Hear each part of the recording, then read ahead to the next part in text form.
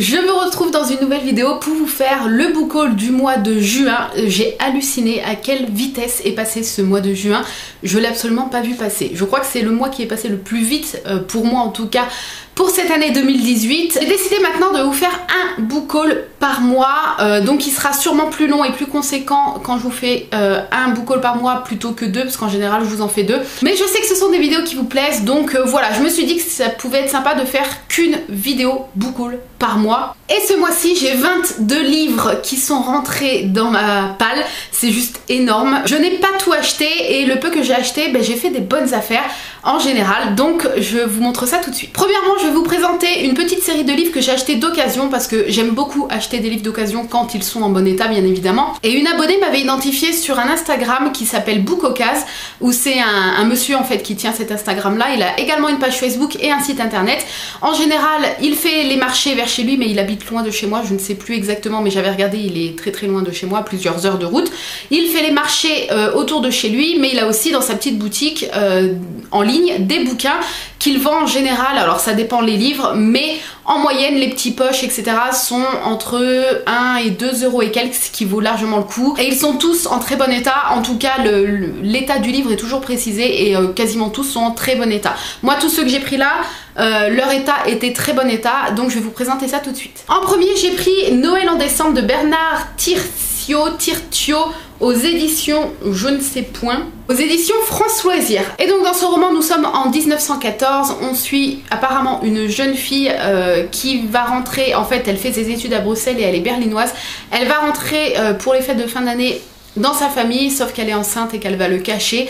Elle va accoucher apparemment de son côté et elle va confier sa petite fille à des fermiers, voilà, et elle va après de temps en temps lui rendre visite, etc. Je pense que ça va être une histoire très touchante et bien sûr c'est une lecture que je vais me garder pour la fin de l'année.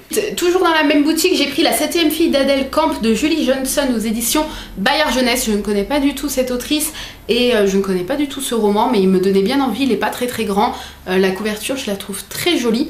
Et donc là on est au Canada, donc déjà moi qui suis fan du Canada et qui rêve un jour d'aller habiter au Canada, voilà, tout de suite ça m'a fait tilt. Et on suit du coup Juliette qui vit avec sa mère Adèle et ses 5 sœurs dans une petite ville du coup au Canada. Un jour la petite fille va s'apercevoir qu'elle peut prédire l'avenir, et lors d'un séjour chez ses grands-parents, elle va en apprendre plus sur ce don qui se transmet à la 7e fille de chaque génération, sauf que elle n'en veut pas de ce don, et pour perdre ce don, elle va vouloir abandonner sa féminité, se transformer en garçon, puisque ça touche que la 7e fille de chaque génération.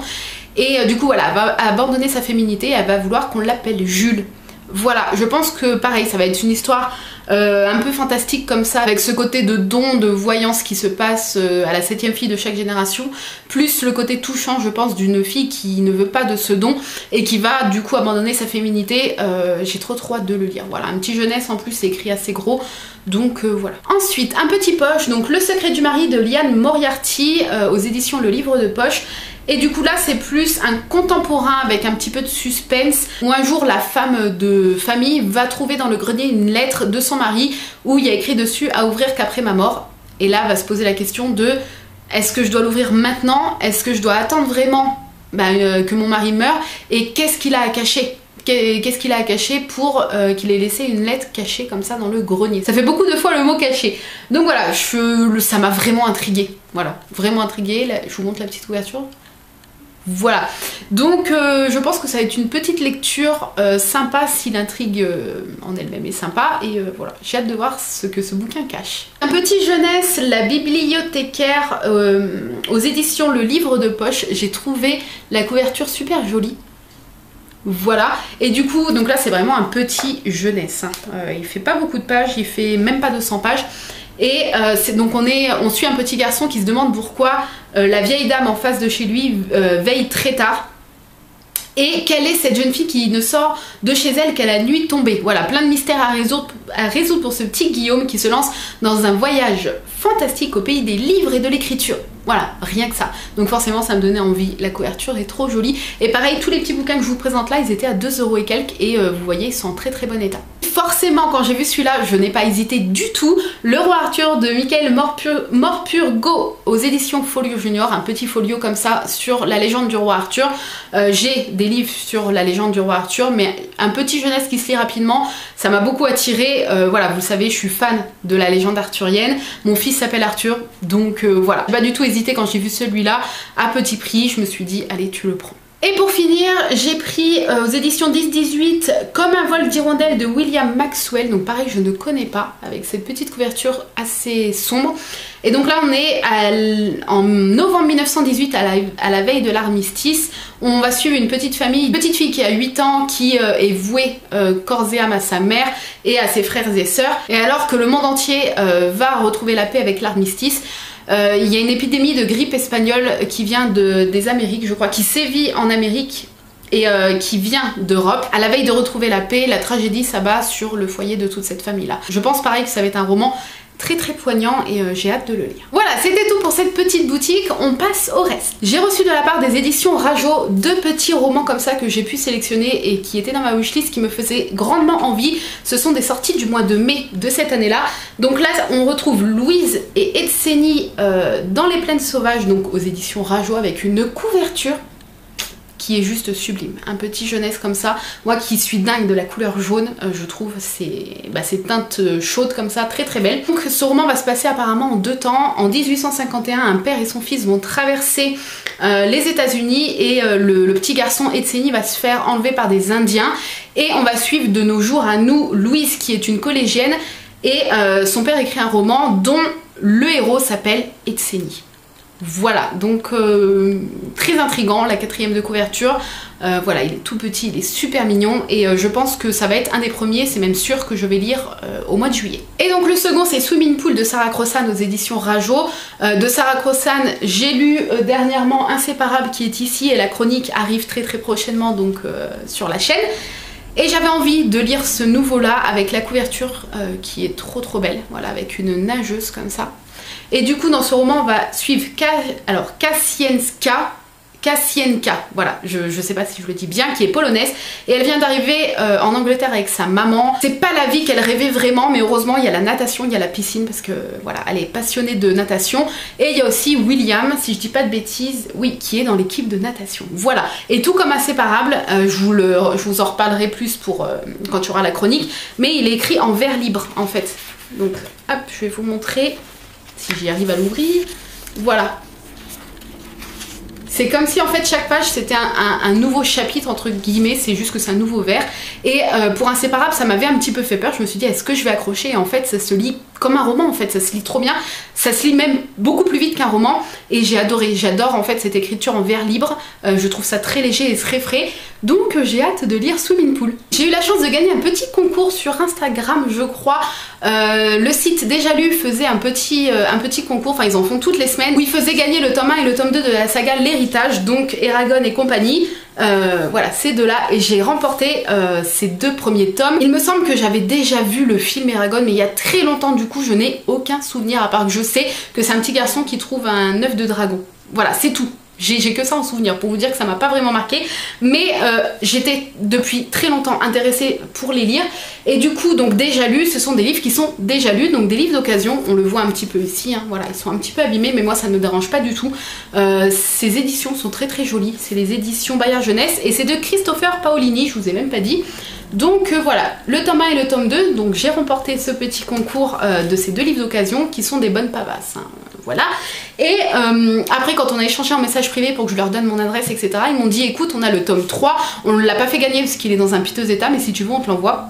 Et je dis bah oui moi ça me dérange pas, du moment que je peux lire et que c'est lisible, il n'y a pas de problème. Et du coup voilà, ils m'ont envoyé le tome 3 qui n'est pas si abîmé que ça, le titre qui est un petit peu effacé et puis c'est vrai que bon voilà, la tranche est un petit peu... les tranches sont un petit peu salies, mais c'est pas bien grave, voilà, je veux dire les pages sont très propres. Et voilà, du coup sur les 4, j'ai les 3 premiers tomes, voilà, je vous les montre dans le désordre. Les 3, voilà, sont des bonnes bricasses, hein, je sais pas combien ils font, mais du 800 pages, voilà, chacun, à peu près. J'ai hâte de me plonger dans cet univers, ça va pas être tout de suite, je pense que ça va être plus vers la fin d'année, vers l'automne. parce que ce genre d'histoire un petit peu fantasy, ça me botte bien pour la fin de l'année. J'ai remporté un petit concours Twitter, il s'agit de Fleur de sang de Jérôme Friou tout blanc aux éditions de Saxus. Avec une couverture très ensanglantée. Voilà, donc là on est sur un petit thriller qui se passe à Paris où une fleuriste emblématique du marché aux fleurs de Paris est sauvagement assassinée. Donc il va y avoir une enquête autour de ça. Et un ex-flic qui avait tout quitté son job à la suite de la mort de son frère jumeau lors d'une intervention, je vais y arriver, va se pencher sur l'affaire parce qu'il connaissait en fait la victime. Voilà, donc un petit thriller sympathique qui se passe à Paris, je pense que ça va être super bien. Voilà, j'avais participé à ce concours parce qu'en fait il me bottait trop, la 4ème de couve, et donne envie, est assez énigmatique, voilà. Mon chéri m'a offert Il est grand temps de rallumer les étoiles de Virginie Grimaldi aux éditions Fayard, il était dans ma wishlist, cette couverture est juste sublime. Voilà, je le trouve trop beau. Donc ça va être un petit livre, je pense, qui va être doudou, parfait pour l'été. Donc je pense que je vais me le lire juillet, août aussi, peut-être en juillet à mon avis. Et donc là on suit une femme de 37 ans qui croule sous le travail et les relances d'huissier, qui n'est pas très proche de ses deux filles, une qui est ado et une qui est plus jeune il me semble. Et un jour, voilà, elle va voir que ses filles vont pas si bien que ça et elle va leur dire allez on quitte tout et on part en camping-car direction la Scandinavie. Voilà, donc ça va être un petit peu je pense un road trip. Apparemment il est super bien, voilà, j'en ai entendu beaucoup de bien sur YouTube et Instagram.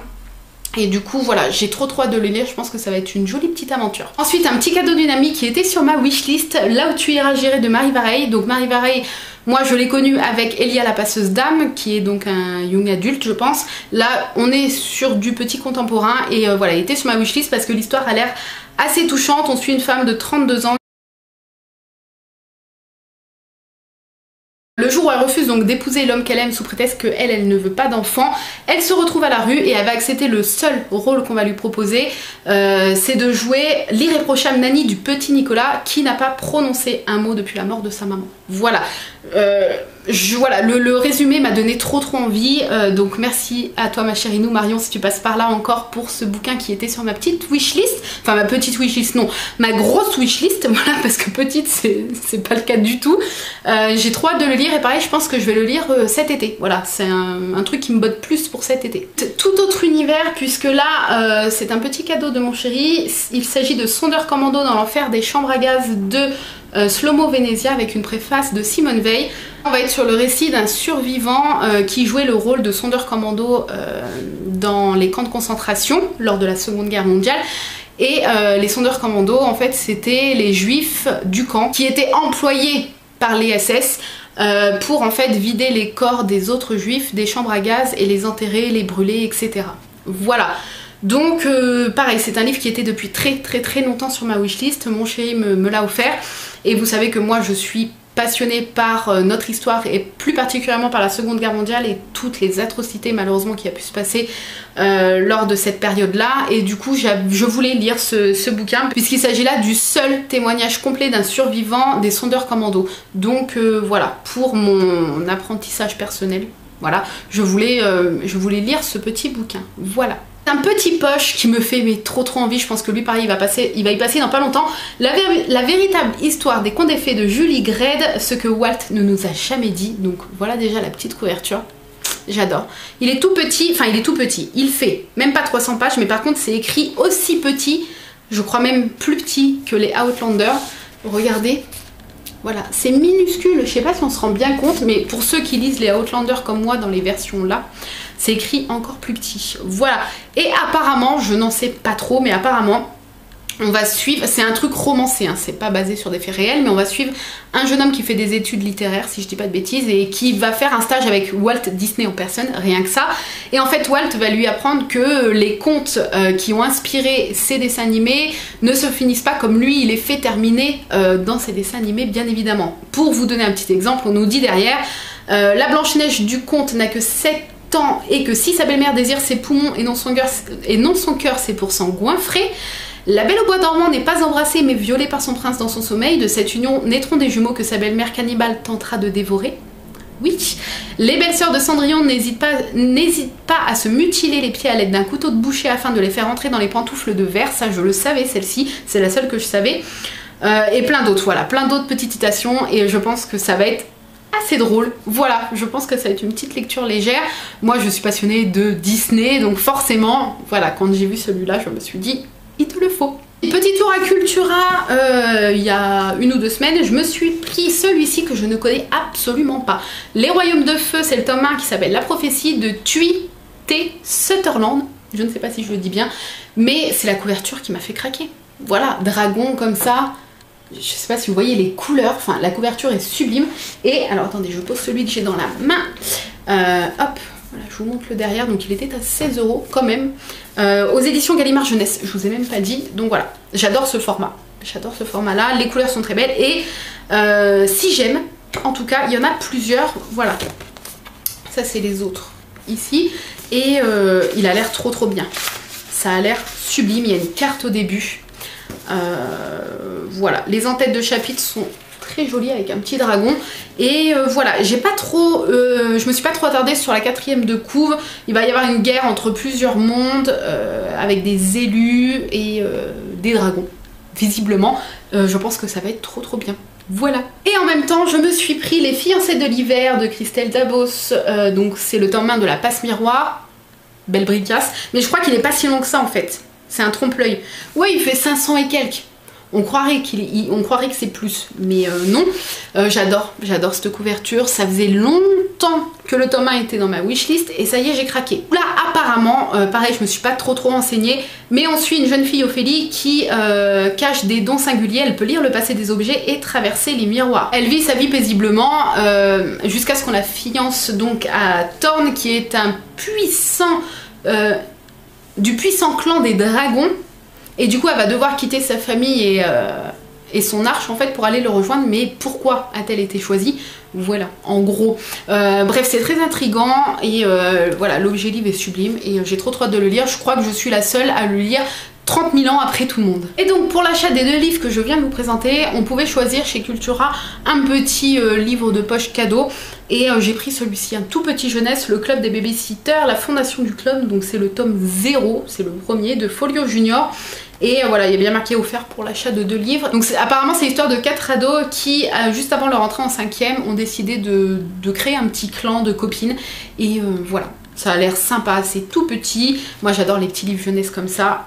Donc je pense que ça va être bien sympathique. Et pour terminer, j'ai fait un petit tour chez France Loisirs puisque j'ai parrainé quelqu'un. Je suis moi-même chez France Loisirs et que j'ai reçu un jour un message d'Estelle, donc je te fais un gros coucou et encore merci, qui m'a contactée et qui m'a dit qu'elle serait intéressée pour s'abonner chez France Loisirs et que elle avait entendu en fait dans une de mes vidéos book haul, je crois que j'étais moi-même chez France Loisirs, et comme l'offre du moment si on parraine quelqu'un chez France Loisirs c'est 50 €, un bon de 50 € d'achat pour nous et pour la personne qui est parrainée, elle m'a dit est-ce que tu veux bien me parrainer? Voilà, moi je n'ai jamais parrainé personne, je ne savais même pas comment on faisait et c'est elle qui m'a proposé, du coup ça lui a fait un bon de 50 € pour elle et un bon de 50 € pour moi et je suis enfin allée chercher mes petits livres. Donc j'ai pris, je les ai pas emmenés là, mais j'ai pris 2 petits livres Peppa Pig pour mon fils parce qu'il adore Peppa Pig.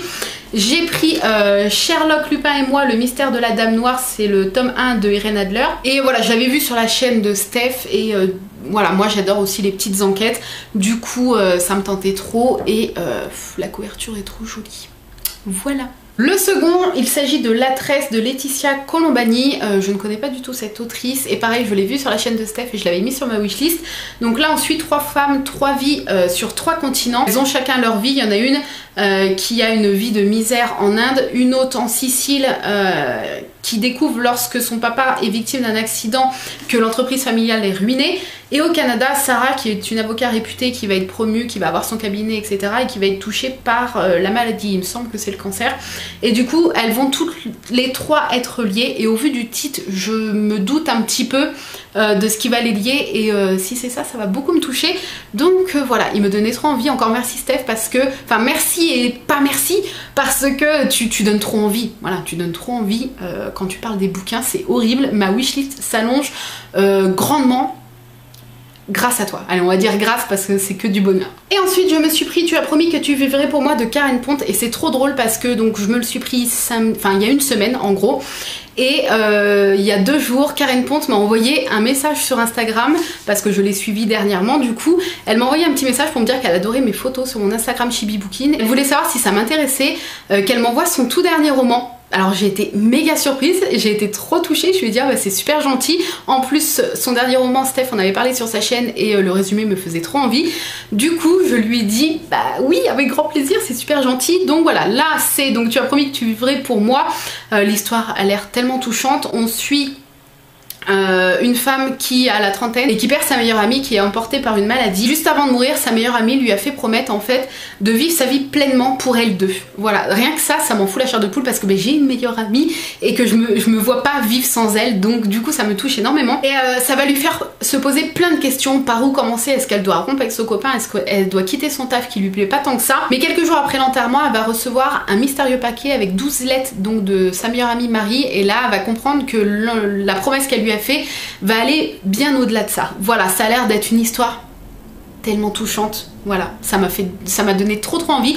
Il était pas du tout sur ma wishlist celui-là, j'ai craqué en le voyant directement en boutique France Loisirs et je me suis dit bah ouais, pourquoi pas. Et voilà, ce méga JK Book Haul est enfin terminé. J'ai super chaud et à force de parler, j'ai super soif. Voilà, j'espère qu'il vous a plu. N'hésitez pas à me dire si parmi tout ce que je vous ai présenté, s'il y en a qui vous font envie, est-ce qu'il y en a que vous avez déjà lu, si oui lesquels, est-ce que vous avez aimé ou pas aimé. Et voilà, peut-être que ça vous aura donné quelques petites idées de lecture. Quant à moi, je vous laisse ici. J'attends vos commentaires avec grande impatience et je vous dis à très vite dans une nouvelle vidéo. Bye bye.